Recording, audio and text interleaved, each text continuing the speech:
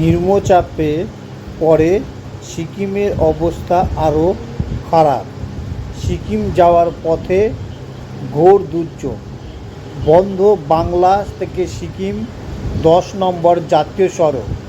কোন পথে যাবেন পর্যটকরা? পাহাড়ে বৃষ্টির ফলে নতুন করে দুর্যোগ, ধস নেমে বন্ধ হয়ে গেল বাংলা সিকিম লাইফলাইন। বন্ধ করে দেওয়া হলো 10 নম্বর জাতীয় সড়ক। পাহাড়ে বৃষ্টির ফলে নতুন করে আবার দুর্যোগ দেখা দিয়েছে। ধস নেমে বন্ধ হয়ে গেল বাংলা সিকিম লাইফলাইন।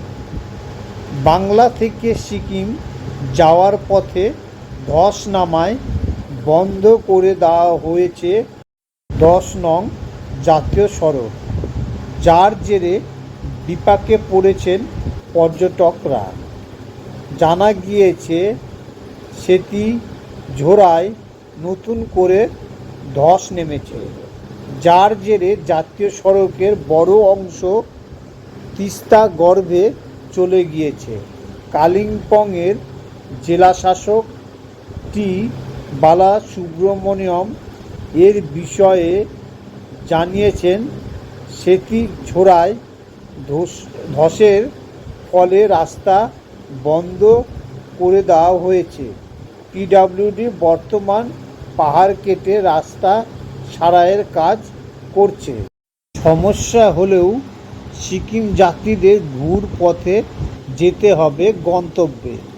যে দুটি রুটে যাওয়ার পরামর্শ দেওয়া হয়েছে তার মধ্যে রয়েছে শিলিগুড়ি থেকে সেবক, সেবক থেকে গরুবাথান, থেকে লাভা, থেকে আলগারা, থেকে কালিম্পং, থেকে তিস্তা, থেকে রংপো, থেকে সিকিম।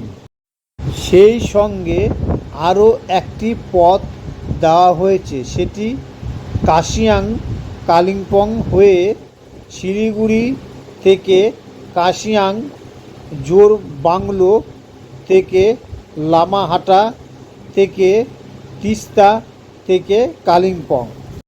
নতুন করে ধস নামল 10 নম্বর জাতীয় সড়কে। সোমবার সন্ধ্যায় কালিম্পং জেলার সেতিঝোরার কাছে ধস নামে। রাস্তার বড় অংশ তিস্তা নদীর দিকে ভেসে যায়। তারপরে অনির্দিষ্টকালের জন্য ওই সড়ককে যান চলাচল বন্ধ করে দেওয়ার সিদ্ধান্ত নেয় জেলা প্রশাসন। শিলিগুড়ি থেকে সিকিমে যাওয়ার মূল সড়ক পথে ধস নামায় অসুবিধার সম্মুখীন হয়েছেন সাধারণত মানুষ। আপাতত লাভা হয়ে ঘুরে পথে সিকিম যেতে হচ্ছে উত্তরবঙ্গ মানুষকে। কালিম্পংয়ের জেলাশাসক জানান, ধস সরিয়ে রাস্তা মেরামতির কাজ শুরু করেছে পূর্ত দপ্তর। তবে কত দিনের মধ্যে মেরামতির কাজ শেষ হবে তা এখনও স্পষ্ট নয়। কবে ফের 10 নম্বর জাতীয় সড়ক ধরে যান চলাচল সম্ভব হবে তা বুধবার জানিয়ে দেওয়া হবে বলে জানানো হয়েছে। ভারী বৃষ্টির কারণে গত জুন থেকে জুলাই মাসে 10 নম্বর জাতীয় সড়ক ধস নেমেছিল। সেই সময় সেই সড়ক ধরে যান চলাচল বন্ধ রাখা হয়েছিল। পরে যুদ্ধকালীন তৎপরতায় মেরামতির কাজ চালানো হয়। 19 দিন বন্ধ থাকার পর ফের যান চলাচলের জন্য খুলে দেওয়া হয় 10 নম্বর জাতীয় সড়ক।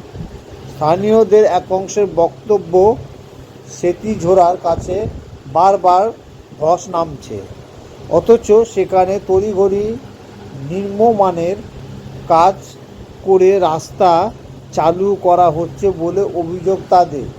তাছাড়া খরস্রোতে তিস্তার কারণেও ধস নামার সম্ভাবনা আরও বাড়ছে বলে মনে করা হচ্ছে।